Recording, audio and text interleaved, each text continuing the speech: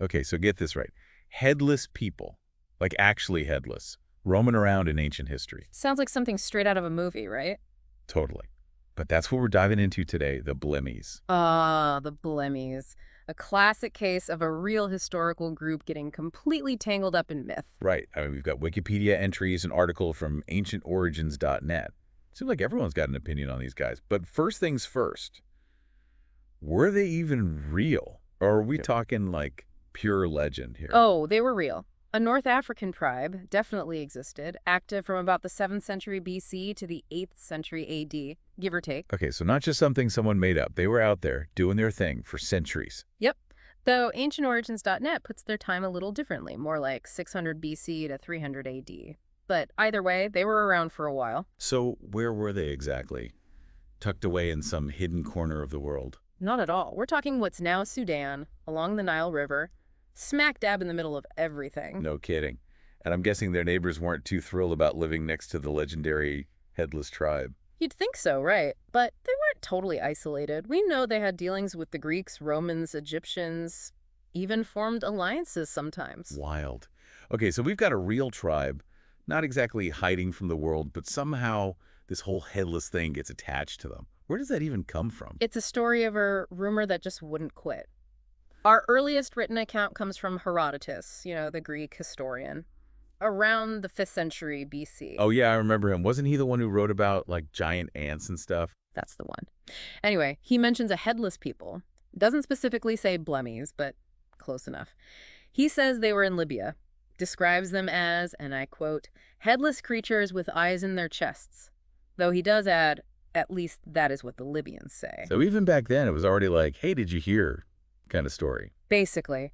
And it doesn't stop there. Pliny the Elder, the Roman writer, 1st century AD, he really solidifies that Blemmyes headless connection. Okay, I feel a but coming.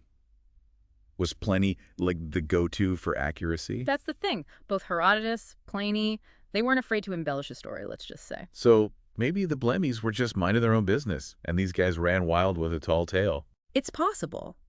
But there are other explanations, too. Some think maybe it was how the Blemmyes fought that made them look headless. Imagine them charging into battle, heads down, shields up high. So a face on the shield? From a distance kind of looks like. Exactly, a face on the chest. Huh. A simple misunderstanding blown totally out of proportion. It makes you wonder how much of what we think we know about history is just stuff people thought they saw.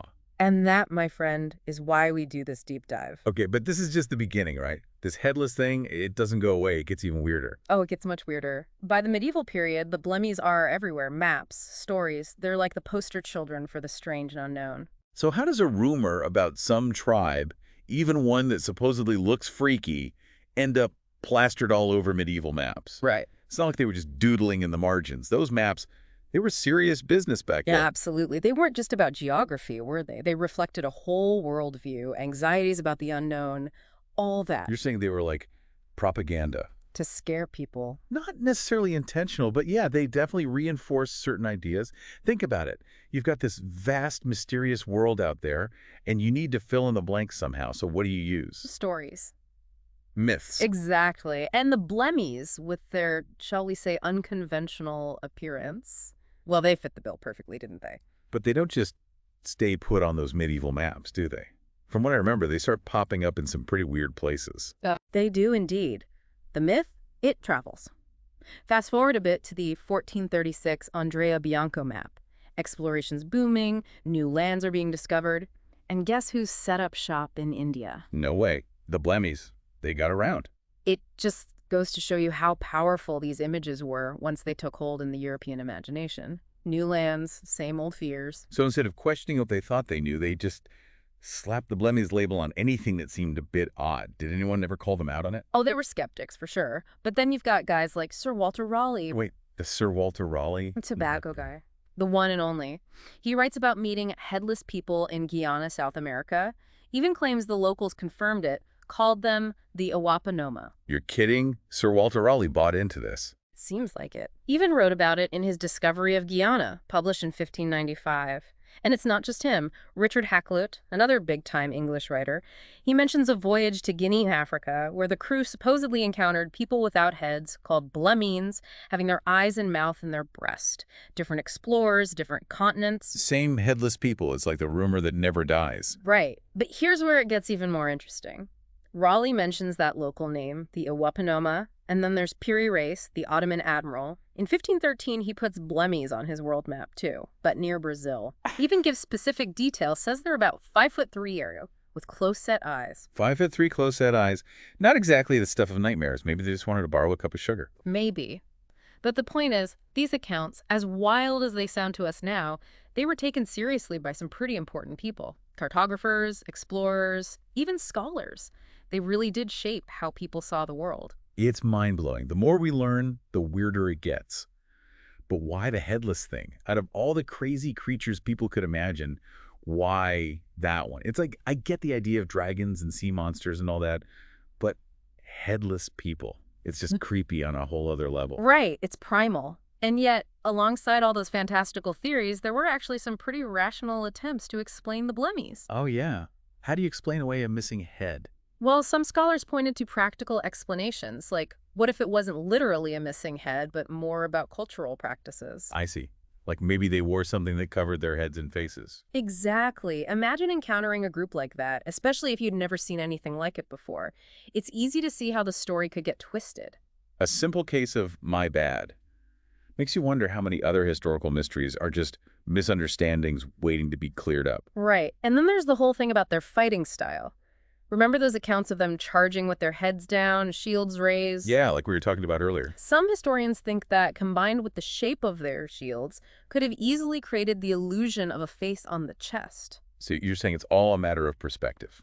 In a way, yes. And let's not forget about the folks who saw similarities between the Blemmyes descriptions and certain types of apes. They thought maybe early encounters with primates, particularly those with hunched postures or unusual faces, might have influenced those stories. So we've got clothing, battle tactics, confused apes. It's amazing how many different explanations people came up with. It shows you how deeply we crave explanations, even for the most bizarre things. Our brains just can't resist trying to make sense of the world. But here's the thing, even with all those attempts to rationalize them, the Blemmyes, they just stuck around. They did, didn't they? Popped up everywhere. Didn't Shakespeare even mention them? He did. In Othello, he talks about men whose heads do grow beneath their shoulders. Classic Blemmyes reference. From ancient maps to Shakespeare. They really captured the imagination, didn't they? They did. And I think it's because they represent something deeper, our fascination with the unknown, the other, all those things that both terrify and intrigue us. It makes you think twice about what we accept as truth, doesn't it? Absolutely. It's a good reminder that even as we try to categorize and explain the world, there will always be mysteries, things that defy easy answers. Well, I think it's safe to say we've all learned a lot about the Blemmyes today. They might not have been headless, but they've definitely given us a lot to think about. Couldn't have said it better myself. And who knows what other fascinating enigmas are still out there, just waiting to be explored. That's the beauty of a good deep dive, isn't it? Always more to discover. Well,